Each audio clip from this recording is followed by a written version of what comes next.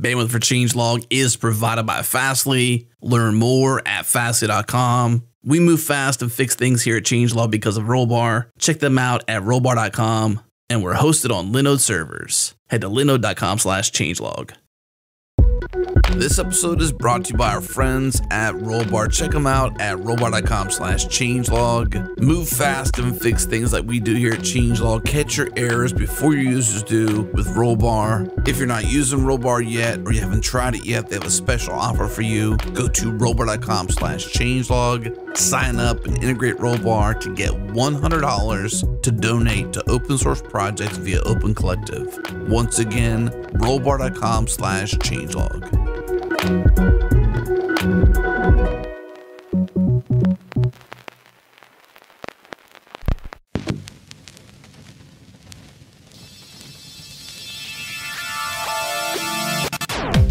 Welcome to JS Party, a weekly celebration of JavaScript and the web. Tune in live on Thursdays at 1 p.m. Eastern, 10 a.m. Pacific at changelog.com/live. Join the community and Slack with us in real time during the show at changelog.com/community. Follow us on Twitter. We're at JSPartyFM. And now on to the show. Hi, everyone. Happy New Year. I hope your 2019 is off to a great start. It's the new year, so JS Party is back, and we're here recording a podcast episode about static site generators, which I recently learned could be abbreviated to SSGs. I've actually never heard that abbreviation before, so but already learned something new. Joining me today, we have the one and only K-Ball. Hey, hey. And we've got Chris joining us. Hello. So I thought we'd kick off the conversation just explaining static site generators to anyone listening who might not know. And also, I'd just love to hear y'all's definitions of it, because I find sometimes with these things, everybody's got a different perspective on what it means. So anyone want to throw off their definition for static site generators? Not it. Sure. All right. You're going to throw that ball over here. So definition for static site generator is something that generates a static site. Well, if we step back to how websites started originally, like the very first websites were just static content. That's some files, HTML at the very beginning, probably just HTML. Then you add CSS, you add some JavaScript, and you have a web server that just sends those files to a browser. Doesn't do anything fancy with database or anything like that. Static site generators are a way of sort of coming back to that, but giving us more power and more flexibility. So, the benefits of that kind of static approach is, it's very, very fast. You can, push things up to CDNs and take advantage of, getting content really close to things. It's very cacheable. Like, there's nothing that changes between when somebody loads the page once and they load it again. The disadvantage is it's not very flexible. It's very manual. And static site generators kind of give you a midway ground where you're still able to do some, take advantage of software to generate your pages. It doesn't have to be, I'm literally copying out the layout in every page, like really old school HTML sites. But the end of the day, you end up with static files, so you get all the benefits. So you're basically pre-computing a static site rather than writing out a static site from scratch.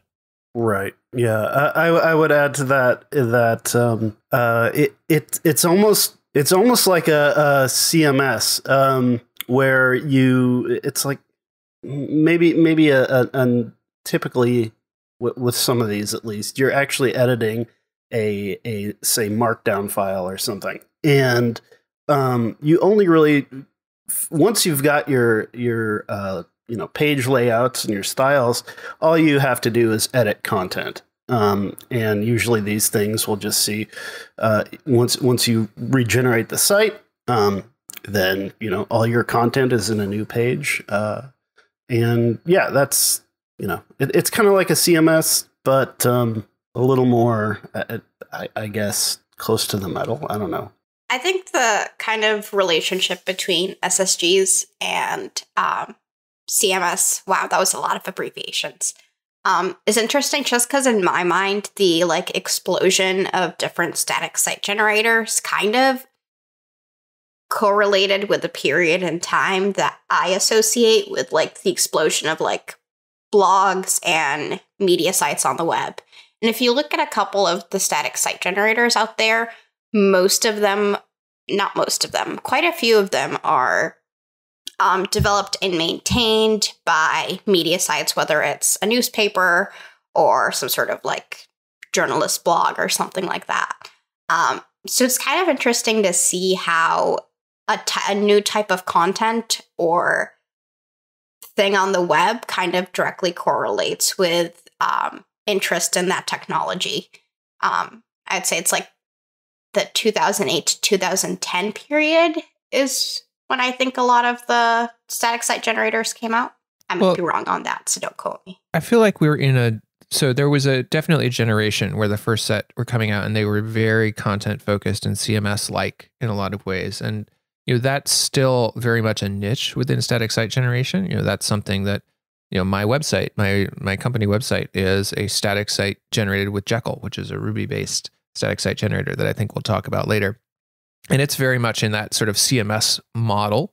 But we're also seeing now with the explosion of single page applications and taking advantage of pushing as much stuff out to kind of the edge into CDNs as possible. Like there's a whole new generation of static site generation or SSGs that are around more fully featured applications, especially taking advantage of kind of APIs for dynamic pieces. So you'll see folks using a static site generator to create an e-commerce store and relying on an API for the actual purchasing, but doing the vast majority of the content is pre-generated. The entire website is essentially pre-generated. The cart is managed in JavaScript, maybe with a cookie or something like that, and then you call out to a couple services like a Stripe and then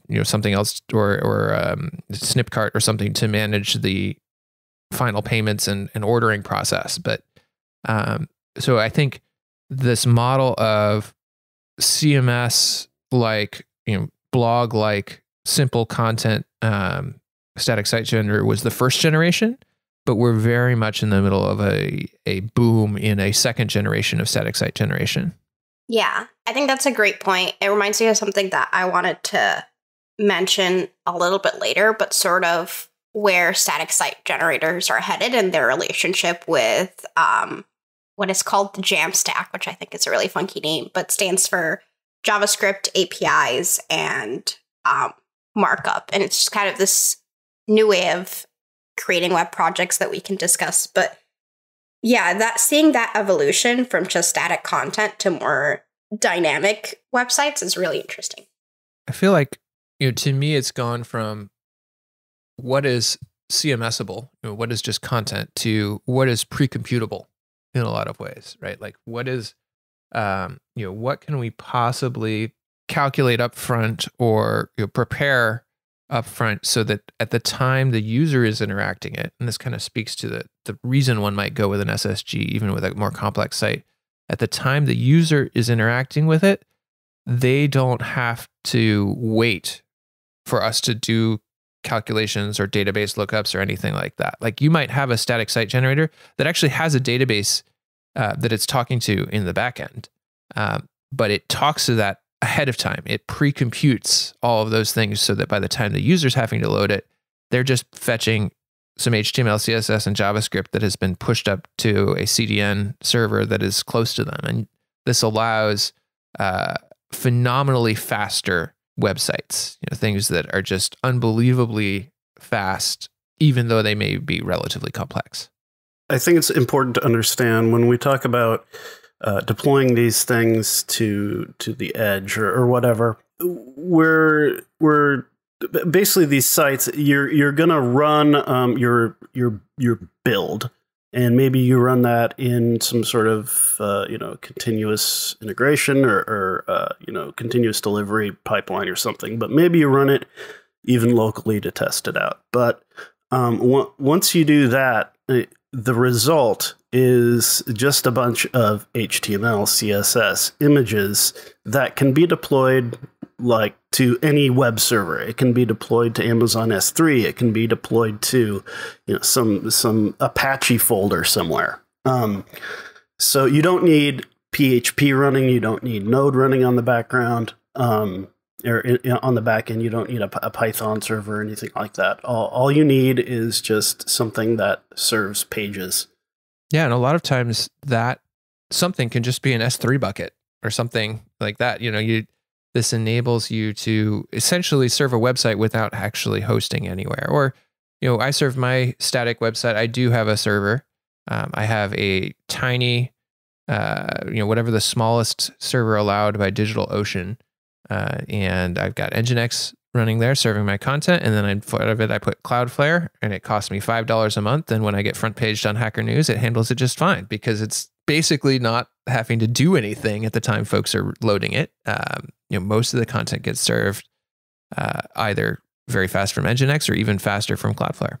Yeah. So if I could summarize a couple of the things that we discussed about some of the advantages of static site generators, one that we mentioned right off the bat was they're much faster with respect to requesting content for users. We talked a little bit about just not having to hassle with having like PHP or Node or whatever on the server. And then being able to kind of handle surges in traffic more effectively when your new blog post makes it to the front page of Hacker News. As a general concept, not directly related to a specific static site generator, are there any disadvantages that come with using SSGs?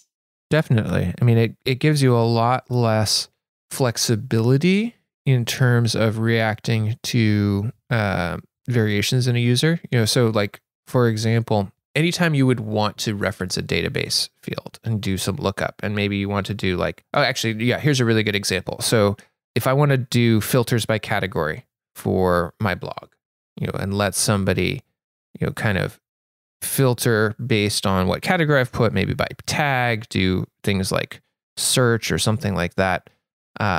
Search is almost impossible in some ways. I have to end up doing that on the client, something that would be extremely simple to do I shouldn't say it's almost impossible. It's much more complex, particularly in a dumb static site generator, something that doesn't have advanced JavaScript built in, because to generate dynamic results, I don't have a database query I can run on that. Like I essentially have to look at everything and then do any sort of filtering or searching I would do on the client. Or I have to pre-compute those category pages and put everything on it, right? Like stuff that allows a user flexibility in how they're consuming your content in terms of search, in terms of filtering, in terms of that sort of thing. It's not undoable, but it certainly becomes more complex to do in a static world. Chris, are there any other disadvantages to static site generators from your experience? Not. I mean, I wouldn't say as a whole. I only have major experience with one of them, and I can, talk to my experience with that, but I can't make any generalizations about it. So, Cable and Chris, if I am a developer and I'm looking to start up a new web project, what kind of criteria should I think about when determining whether or not I might want to use a static site generator for whatever it is I'm building? Like, what's your piece of advice for me as I'm trying to make that choice? I mean, it seems pretty simple. If you're going to use a static site generator, I would almost default to using that if you can get away with it.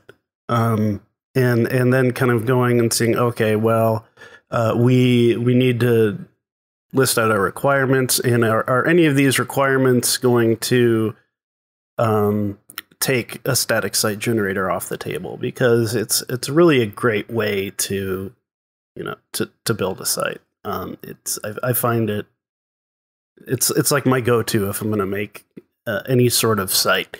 If I need something on the back end, well, I'll know that, but I'm going to start with static site generator and then see if I need more power, basically. The biggest thing that I would ask for static site generator from a developer standpoint is how frequently is the information that's being used for the site changing, and how flexibly do users need to be able to access it. If it is something that has little pieces of it changing all the time.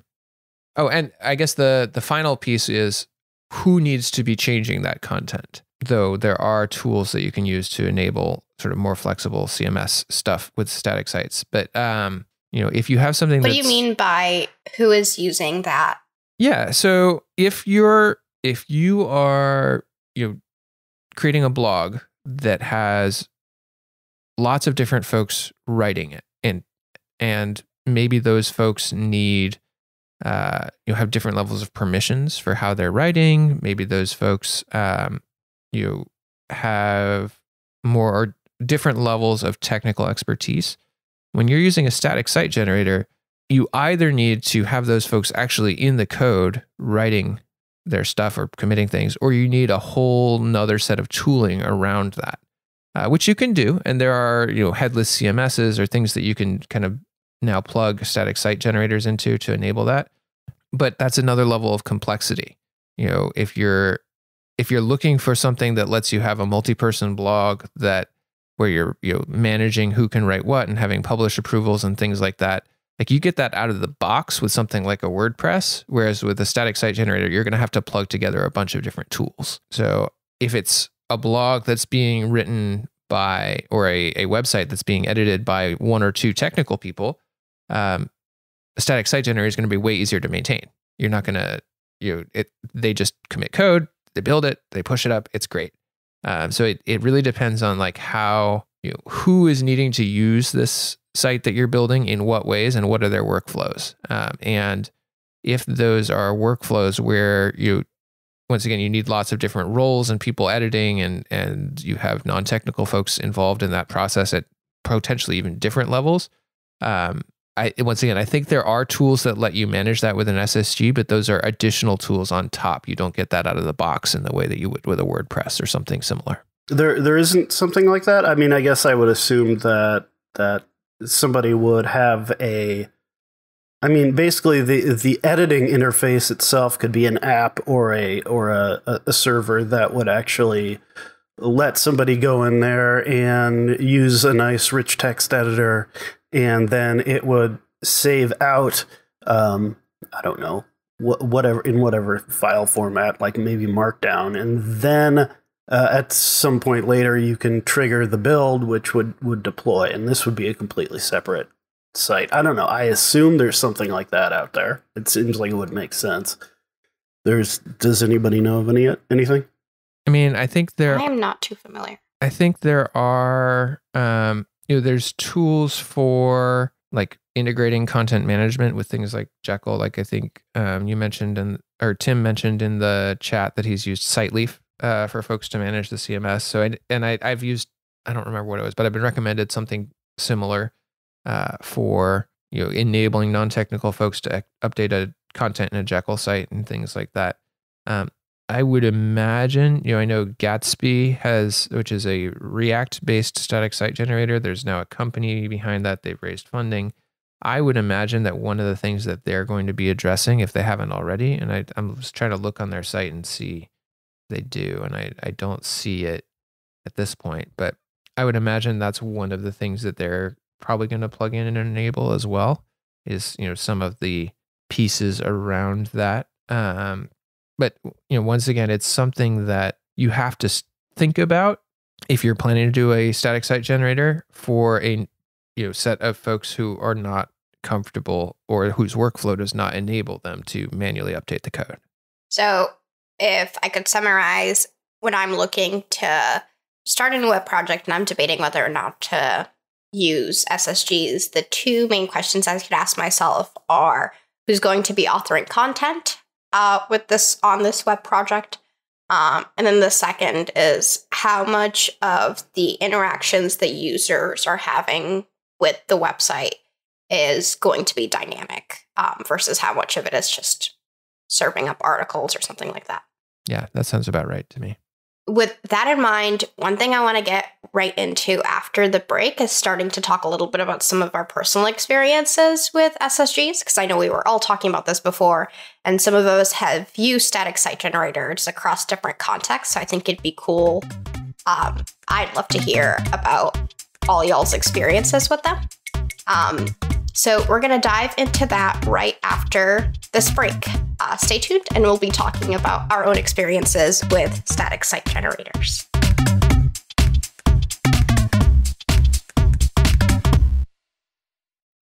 This episode is brought to you by our search partners at Algolia. Algolia is a powerful search as a service solution, and it's easy to integrate and use with API clients, UI libraries, and even pre-built integrations. If you've ever searched Hacker News, Teespring, Medium, Twitch, or even Product Hunt, then you've experienced the search results of Algolia's Search API. We even use Algolia here at Changelog to power our search. We're able to fine-tune our indexing, gain insights from search patterns, as well as analytics. We can create custom query rules to influence our content's ranking behavior. We have full control. It's awesome, and we love it. Check the show notes for a link to get started for free, or learn more by going to algolia.com. That's ALGOLIA.com.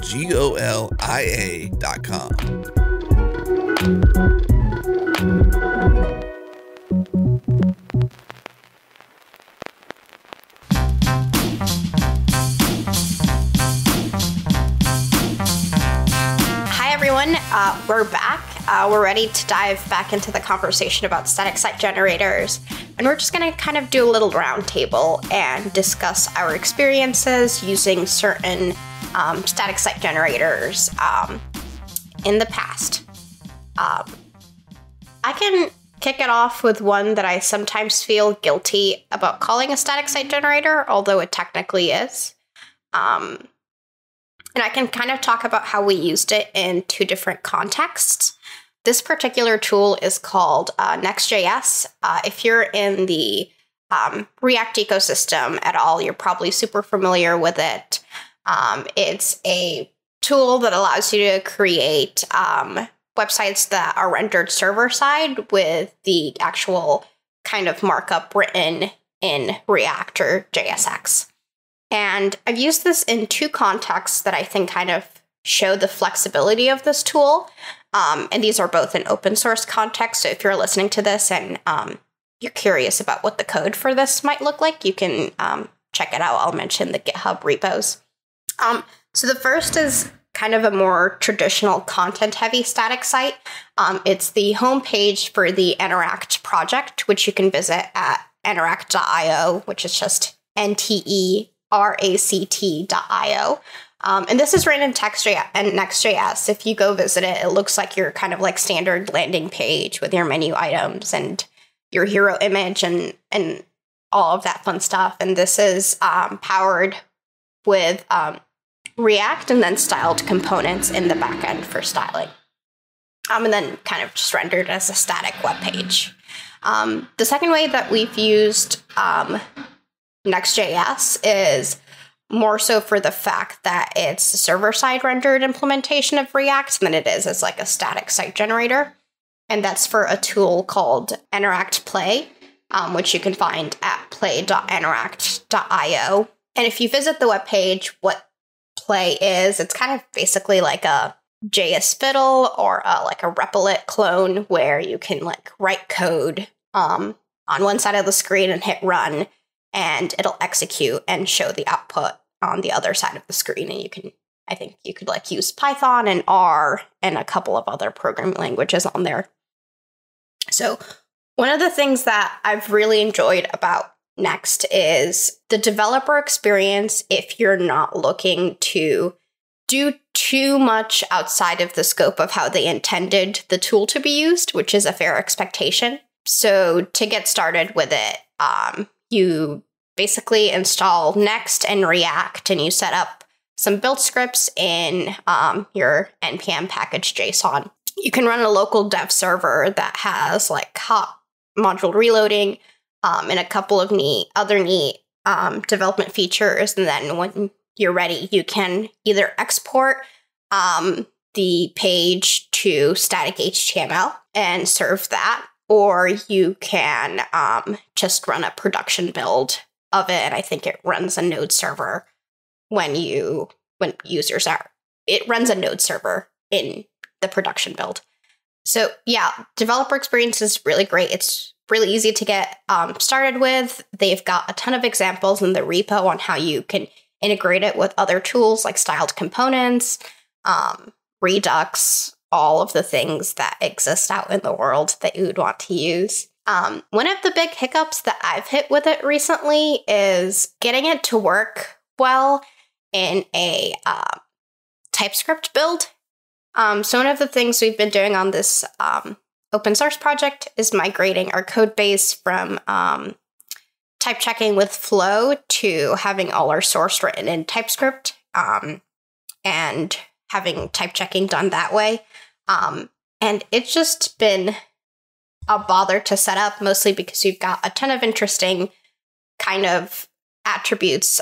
For example, our code is in a monorepo, and so we have to set up references for packages within that monorepo and have them be recognized by our development setup in Next.js. So, I mentioned earlier, we've had trouble stepping outside the bounds of what it was intended to be for, and their TypeScript experience has been a little subpar from my point of view. They're actually actively converting their code base from JavaScript with Flow to TypeScript, so that might change in the future.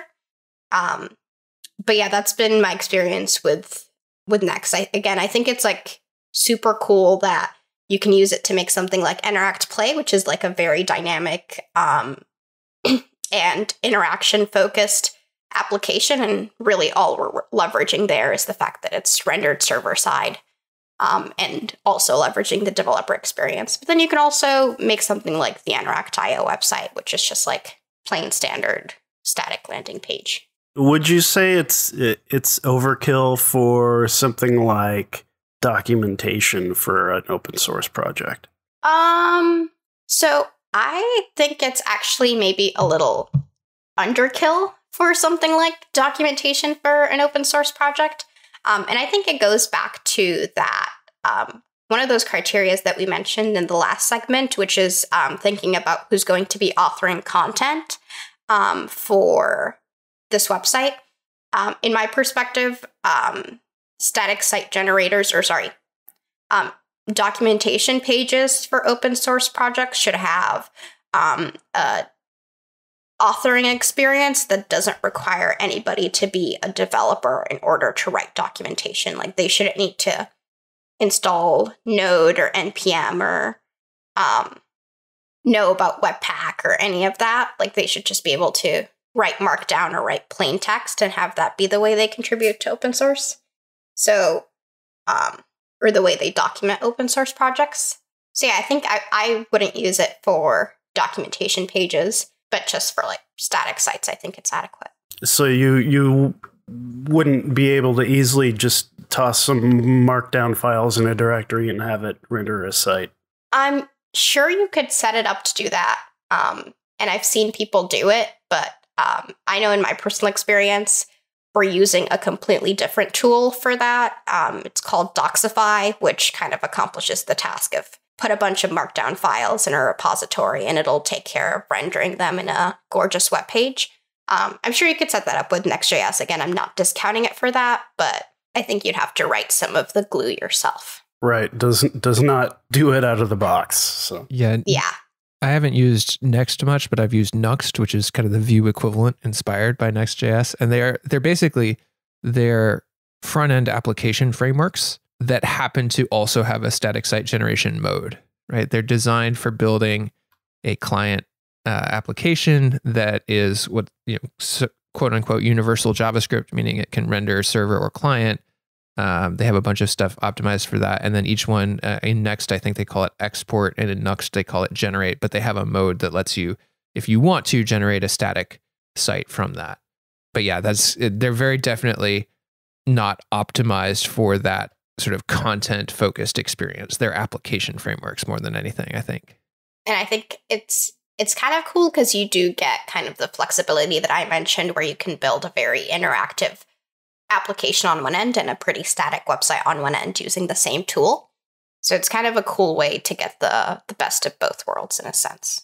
Chris, you mentioned you had some experience with Jekyll. Can you share, just because I'd love to hear a little bit more about something that's kind of come out of the Ruby ecosystem? All right. Well, I've used Jekyll to build a personal blog, but and do not anymore. But currently, mochajs.org is built with Jekyll. And so Jekyll it's basically one of these things where you define some templates, which are kind of represent the HTML skeleton of your site. And you have some markdown files, or in Mocha's case, you have one big markdown file. So you take this stuff and you run it through Jekyll, and it outputs a site on the other end. So it's really pretty easy to get started with. Because it's a Ruby thing, and you mentioned the Ruby ecosystem. I don't really know too much about Ruby. I know that Jekyll is written in Ruby, and that I have to install Ruby and some other things to make it work. But so it's pretty easy to get started with, assuming you don't have troubles with getting Ruby and Bundler and some other things running. One advantage to using Jekyll is that there's a couple cool things about it. One is that it has it's mature. It's been around for a while, and it has a really kind of great plugin ecosystem. So if there's something that it's not doing that you need it to do, somebody's probably had that problem and has published a plugin for it you can pick up. The other thing is that if you want to deploy a site to GitHub Pages, which is actually a really easy, it's a great way to use Jekyll. So if you wanted to, make a little blog or a development portfolio or something on GitHub, it's really easy to just create a repo and use Jekyll. And GitHub Pages actually supports Jekyll natively, and so you can just push a Jekyll config and all your content and your templates and whatnot, and GitHub will automatically publish it to GitHub Pages. Now, so there's some limitations there, like you can't use just any plugin under the sun if you're doing it that way, but you could still actually generate your site locally and then push the export up to GitHub Pages, and then there you go. But yeah, so it's pretty cool. It's pretty easy to use. Mocha is actually going to be, there's currently a PR open to switch over to a different system, one that's JavaScript based, because like the Ruby requirements and everything is just kind of giving some of us fits. And it's going to make deployment easier, and just right now it serves, it's like a barrier to contribution, because yes, it's a JavaScript project, but if you want to work on the docs and build it, you have to install Ruby and all this blah blah blah. So I'm excited about switching away from that. I don't really have any major gripes with Jekyll other than it's not written in JavaScript, but that's kind of my experience with it. I feel like Jekyll has it's one of that first generation that's really focused on the like CMS-like behavior, and it's got a lot of those features you might expect in blogs with lots of themes and stuff like that. What SSG is the PR open to switch to? I'm kind of curious where the community is going to replace that style of SSG in JavaScript. So it's, and I haven't gotten a chance to look too closely at it, but it's something called 11D. What is that URL? 11. That's not even a number. 11T. I found it. The website is 11 the numeral ty.io for those who are curious. 11ty. I'm looking at it right now. Okay.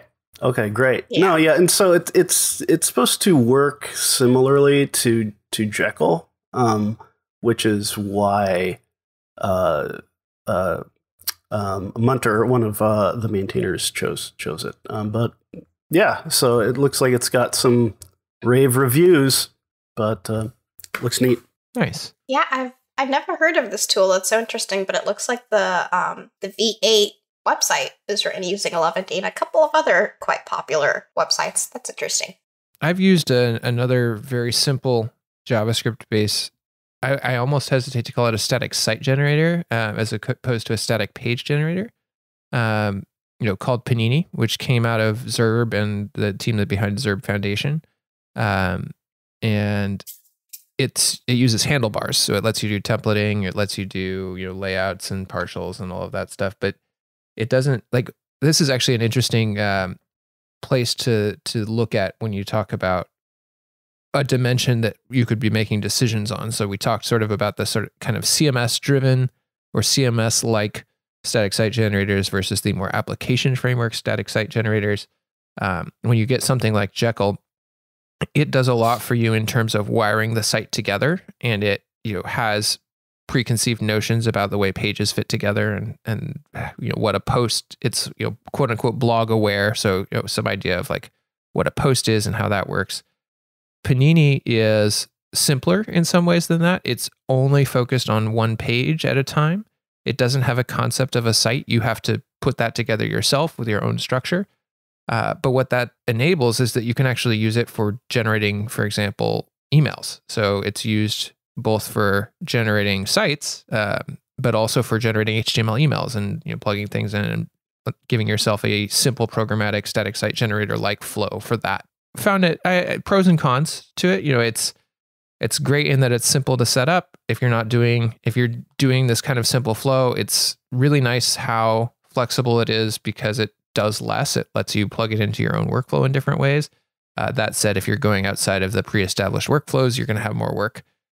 It was nice to be able to use it for emails. If you're doing complex emails, it let you treat HTML emails in a modern development workflow rather than the nightmare that they typically are, especially when combined with Foundation for Emails, which gives you like a email specific DSL. I have an example site that we built with it when I was working at Zurb, which is for Foundation building blocks, which is kind of interesting because it's a more complex, it's a static site, but it's, it was essentially, you would build these code samples that are sort of higher level components, right? They're examples of how you might do something using Foundation. But the code, you build the pieces of it. You build the building block essentially with an HTML piece, a JavaScript piece, a CSS piece, or SAS piece. And then the site, when it generates, it plugs that all together. It creates navigation. It does a bunch of stuff that lets you see a preview and do various things of how it works. So it was a fun example of how you can kind of flexibly create something that feels like a dynamic website. It feels like something where you've got a CMS backed set of things that you're showing and generating lots of different views for and things like that. But it's all happening statically at build time, and it's open source, so you can go and check that out. I'll drop we'll have in the show notes, and I'll drop in the chat right now a link to the final page and then also the repo behind it. So I'm curious to know, one of the static site generators that we mentioned earlier on was Gatsby. It's a pretty popular one. I think I've touched it a couple of times, but nothing too deeply.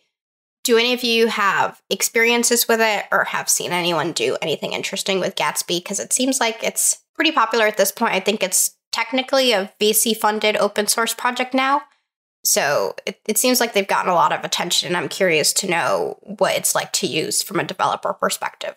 I've never used it. I haven't used it either. These days, much more in the Vue ecosystem than the React ecosystem, so I haven't been doing as much there. I have, however, seen some pretty interesting case studies go by of using Gatsby. They've published in my newsletter and things like that. There was one that came out last November on using Gatsby to build an e-commerce site. And there's a whole article about how they did it and how they generate it and what their hosting architecture looks like and whatever. But the kind of amazing thing is just playing around with the e-commerce site. It is so freaking fast. Like it just every single thing feels instant. And it's not a super simple site. It has big, rich images. It's I think primarily women's shaving stuff. So I'm not the target audience, but just like playing around with it, I was so impressed at the level, just how smooth it feels moving through it. And everything feels instant, whether it's loading these massive detailed images or what, it feels very, very slick. And, we've seen there's data out there about how speed matters when it comes to e-commerce, right? Like you can literally count your conversion rates based on how fast things are. And this thing feels freaking instant. And it definitely got me thinking, like, if I'm not doing e-commerce right now, but if I were doing e-commerce, I would look very seriously at using a static site generator plus some sort of Jamstack API type thing. Whether I'm doing it myself using just Stripe and a couple other things, or there's I've seen I think it's called Snipcart that is just entirely JavaScript based carts. But yeah, it's really, really fast.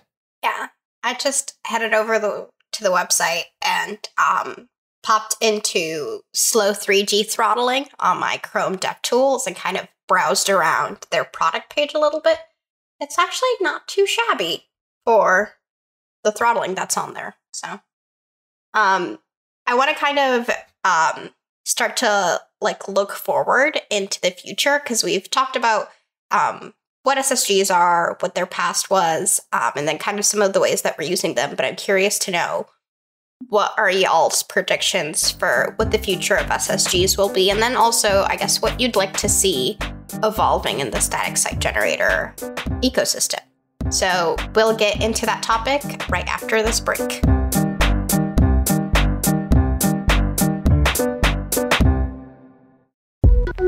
This episode of JS Party is brought to you by onemonth.com, one of the best places to learn how to code in just 1 month. Their courses have helped over 60,000 students go from knowing zero about coding to building programs in languages like JavaScript, Python, and Ruby. Onemonth.com graduates have gone on to get jobs at awesome startups like Airbnb, Instagram, and Spotify. Their courses are easy to follow with step-by-step video tutorials, instructor-led with weekly assignments reviewed by your instructor, and results-driven, with each student graduating the course with a portfolio of projects to show prospective employers, as well as a certificate of completion. If you're interested in taking your career to the next level, head to onemonth.com/JSParty and get 10% off any coding course. Once again, that's onemonth.com/JSParty to get 10% off any coding course. A big thank you to onemonth.com for supporting JS Party and online education.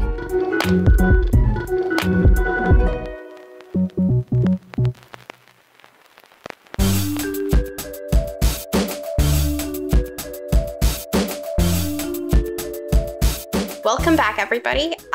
We are going to move the discussion forward into the future and talk a little bit about some of the predictions that we have for static site generators in the future, and then also what are some features or things we'd like to see come out of the static site generator ecosystem. So yeah, does anyone have a prediction or a request for the future? Well, I can jump in with a prediction, which is that we are going to see and hear more and more and more about them over the next year or two.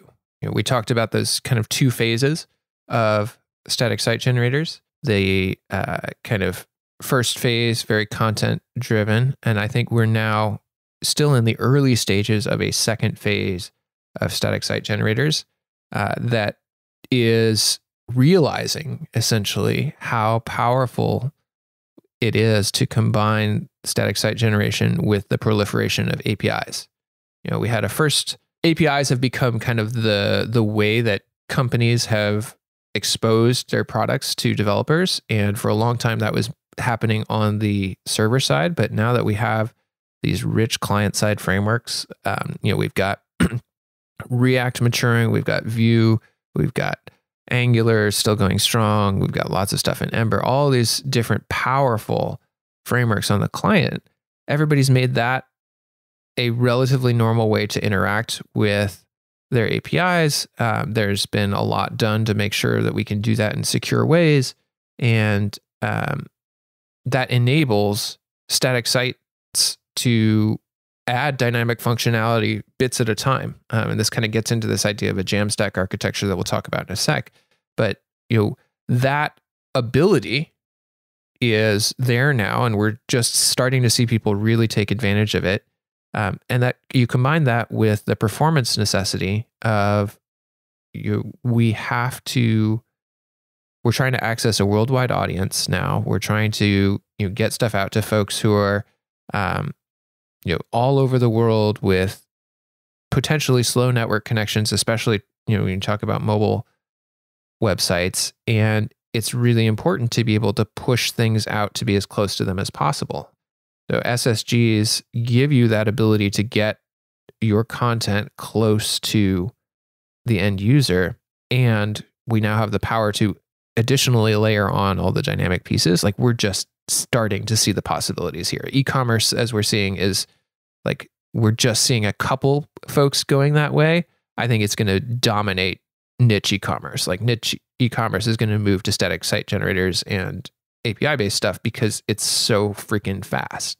I wouldn't be at all surprised to see Shopify or someone else ship a version that is, use the Shopify backend with a static site on the front end, and we'll generate it for you and just ship it out because the speed advantages are so huge, and speed just immediately equates to dollars and cents when it comes to e-commerce. I don't necessarily have a prediction, but I do kind of have a request for features. And it ties into our earlier discussions about making sure that your static site generator is accessible to the people who are authoring content. One thing I'd love to see is static site generators become a little bit more friendlier towards non-developer users. And again, I might be speaking here from my programmer bubble, but it seems like a lot of static site generators rely on knowledge of things like using the command line or using Git and other things like that to manage and work with them. I think it'd be really cool to see things start coming out that don't make any assumptions about somebody's technical skill set with respect to getting static sites set up. That might already exist and be out there, and I might not know about it, but I think that'd be more accessible static site generators would be a cool thing for the future. Yeah, that would be my request as well. I think that it would be great to for these sites that are mostly content with templates wrapped around it, to decouple that content maybe from the code base itself, because right now you have your templates in there, you have maybe your markdown files, and it's all under version control and blah blah blah. But if you had a just some sort of document store with nice editing capabilities where somebody non-technical could go in and edit a document and then save it and then trigger a build and deploy. Maybe that static site generator, and I'm sure something like this exists, could go and pull that document from the document store and then use it to generate the site. But it would be cool to at least have the option to decouple that content from version control. Well, I think those options exist right now. There's lots of these kind of headless CMS type structures, but I'm not sure. I think there is tremendous value in that kind of we're going to wrap this all up for you in a nice way. In sort of the same way that you get with, what is it, Siteleaf and Jekyll, which is like they have a perfect, like, here's how you integrate this into Jekyll and Go type of setup, like having, here's our prepackaged, integrate with, looking at what that e-commerce site uses, Contentful, which is a headless CMS, integrate that with Gatsby and Go. Here's how it works. Here's your hosted platform. It just runs. I think that is good. I think one of the interesting questions right now in this space is the bridge between those two worlds, the very content-focused world and the very dynamic world. One of the static site generators we didn't talk about, but that has come out in the last year was ViewPress, which is a Evan You side project essentially. Evan You being the creator of Vue, but it's a zero config Vue-based static site generator that runs off Markdown. It's currently very optimized for documentation. I think that was the first use case was for docs. And it's a little weird to work with after doing some other SSGs because like any sort of custom components or other stuff is all down in a hidden .vue folder. But I think one of the really interesting things that it raises or that it's trying to raise is bridging between the power of a dynamic or advanced JavaScript framework SSG that you might get from a Nuxt or a Gatsby or a Next, but also having that simplicity of content management and Markdown stuff. And I don't know that ViewPress is getting that right, but I think it's that sort of space there of how do we bridge the gap between something that needs some more advanced stuff, but that also has a lot of stuff that just looks like, hey, get this content up on the web, and make that transition seamless and work well in the same framework. On thinking about documentation a bit more, there are plenty of tools out there that will take your, say, your TypeScript types or your JS doc strings, and will generate some API documentation, but none of them work like super well. So I think it would be cool to, and for Mocha, we have, Jekyll, right, to generate the documentation. And then this is just, the tutorials and guides, and this is how to use Mocha. But then we have API documentation, which is yet another tool that we have to use. So we use JS doc itself with a custom template. And I would like to see, just kind of like a more all-in-one solution for documentation. It's possible we could,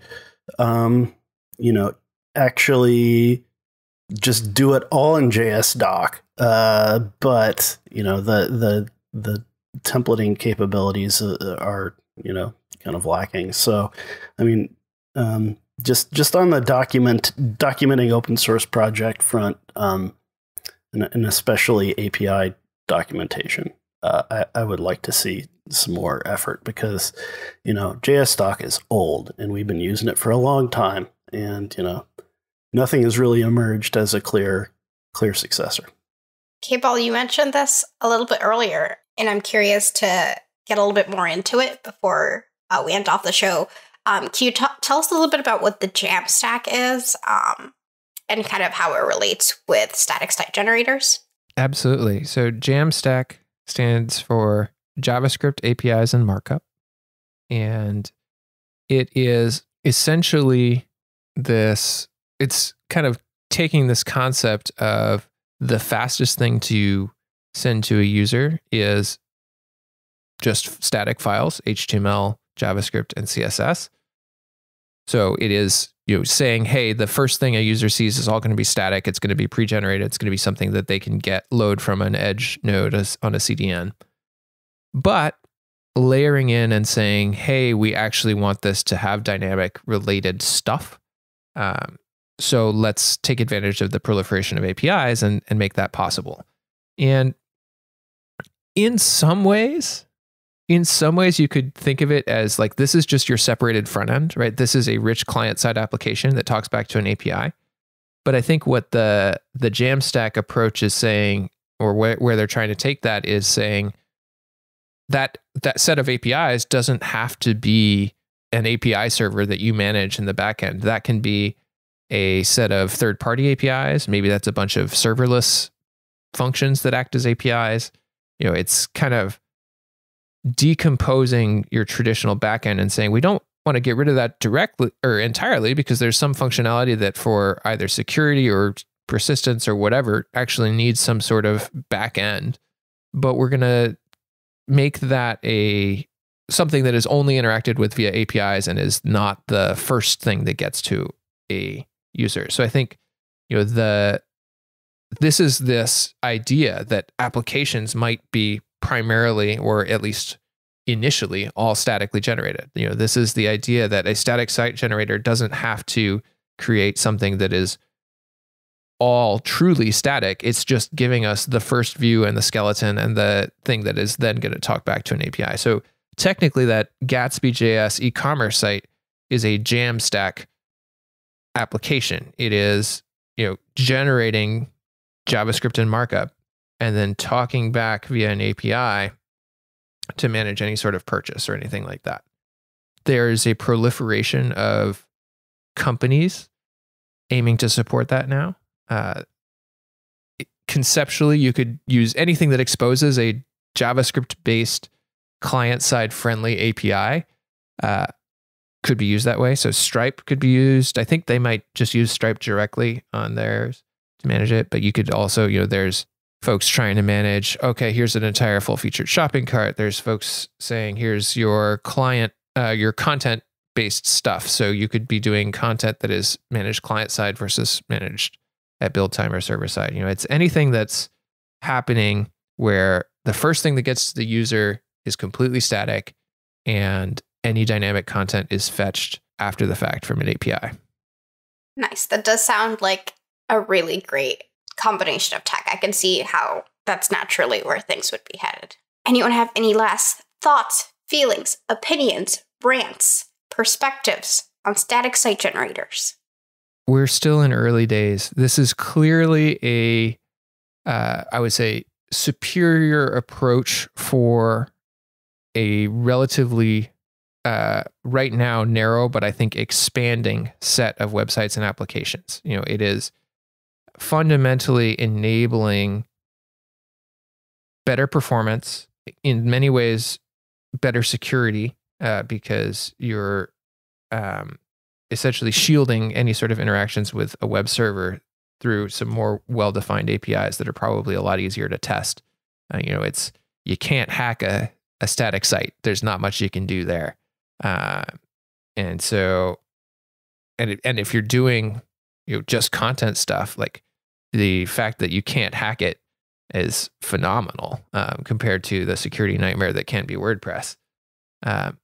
And I think it's many times a better developer experience. So it's kind of better along a number of dimensions for some subset of applications. And I think that set of applications right now is narrow, but is growing rapidly. So if you're not already playing in this space, you should definitely be taking a look. Awesome. Somebody's gonna take that as a challenge to hack your static site. Yeah, they probably will. I'm not really sure. I mean, kind of depends. So there are layers there, right? Like, so as I mentioned, my static site is served via Nginx. So if there's a hack that can get to Nginx doing static stuff, like I suppose you could find a way to do that.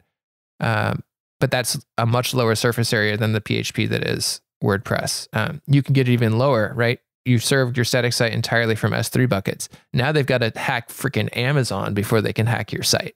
I was going to sign off the episode right after Cable's inspiring and optimistic bit about the future of static site generators. But now I gotta figure out a sign off after discussing hacking websites, which I don't have a good transition for other than please don't try to hack Cable. I'm sorry. I'm sorry, everybody. I apologize. Okay. If you can hack Nginx serving a static site, I mean, Granted, I'm not an Nginx guru, so my config might be suboptimal, but seriously, if you can do that, you've got a job somewhere, because that is some serious hacking. Good luck. All right, so that is Cable's challenge to you, listener. Do try and hack his site. He's completely okay with it. White hat hacking, right? You hack it and you send me the vulnerability. Yes. I will give you a bug bounty. Let's say if you manage to hack my site, the first person, should I do that? Oh gosh. You already started the sentence. You got to finish it off. All right. First person who successfully hacks my site gets shout out creds on JS Party. How's that? Oh, okay. I think that is a good, that'll be like a radio show giveaway. If you call in with the vulnerability that you found in Cable's site, we'll give you a shout out live. And if you're listening to us live, you're probably one of the first people to hear that. So you've got a head start on hacking Cable's websites. So thanks for joining us live. And if you're listening to this later, you don't have a head start, but you could still try and hack Cable and get shout out creds on the podcast. But whenever you're listening to this and wherever you're listening to this, thanks for joining us here on JS Party. Have a great day. All right, thank you for tuning in to JS Party this week. Tune in live on Thursdays at 1 p.m. U.S. Eastern at changelog.com/live. Join the community and Slack with us in real time during the shows. Head to changelog.com/community. And do us a favor, share this show with a friend, rate us on Apple Podcast, go into Overcast and favorite it. And thank you to Fastly, our bandwidth partner. Head to fastly.com to learn more. And we move fast and fix things around here at Changelog because of Rollbar. Check them out at rollbar.com. We're hosted on Linode Cloud servers. Head to linode.com/changelog. Check them out and support this show. Our music is produced by Breakmaster Cylinder. And you can find more shows just like this at changelog.com. Thanks for tuning in. We'll see you next week.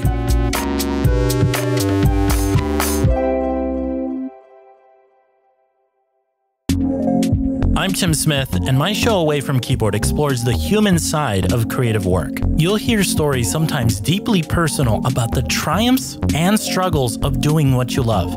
I need to give myself permission to not overdo it. If I know that the weather forecast is really good tomorrow and I don't have to do a podcast tomorrow and I could go to the beach, maybe I go to the beach. Maybe I do something that is not work. New episodes premiere every other Wednesday. Find the show at changelog.com/AFK or wherever you listen to podcasts.